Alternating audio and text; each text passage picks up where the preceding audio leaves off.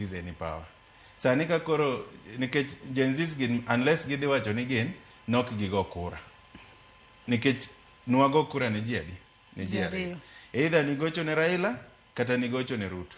To sani king'iyo sirkandni Raila makoro nigi nguvu kata molo Ruto. En gi nguvu nade? Kalure kod jotend migepe momiye kose? Koko gima kelo koko Kenya ka en mibadhi mar pesa. To kanye ma Raila osedhi ochung'e kar pesa no. To gi planning kuonde ma pesa go dhiye. Onge kuma nitiere potential mar turn economy round kaka mining sector. Koponi okaw pesa ni kan mbadie mobet kachacha. To gichako kaw pesa ni gi turn godo mineral sector around.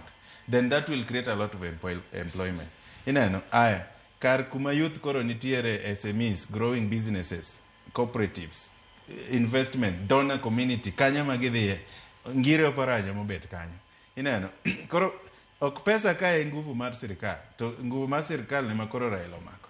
Koro manyiso ni Gen Zs wacho ni they don't have trust in Raila, they don't have trust in Ruto. Ineno, to onge kaka inyalo wacho ni we don't have trust in both of them, and yet they are the only people manobire mane dwaro sirikal.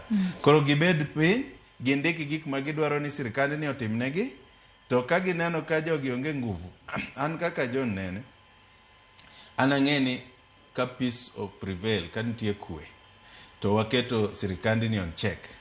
Gibro keto foundation mar growth. Lakini growth mar economic recovery and robust economic growth, ji ariyo gi ok nyal. Gino dwaro joma nyien man gi nguvu. Nikech dhano nigi limited ability. Raila gino osegore ne piny for a very long time. Ruto nochako system e sirikal ma corrupt. En gimo understand en corruption. Ema mineno ka inyise no tim the right thing to thage. Pod oloso mana structures mag kwelo nikech odonjo youth of 1992 corruption. Odonjo sirikal ka gin gi Uhuru corruption motimo maneo. Kane nitiere sirikal mar national unity, scandal manokuongo wuok mokuongo ne en mar Oduma. Ene manene chunye kanyo. Ene ng'ama gimong'e en mana kwalo pesa. Alafu jakombe sani koro ka jo Gen Zs dwaro robust economic development, real change magidwaro, they have to drive that change. You have to be the change you want to be. You don't keep asking what can the government do for you. Idinyalo timango for your country. They are in an age where they can do something for themselves. Let them organize, take the advantage of the prevailing situation, gimbene gilos leadership gi, mondo gi drive this country forward. Lakini wadwaro kwe.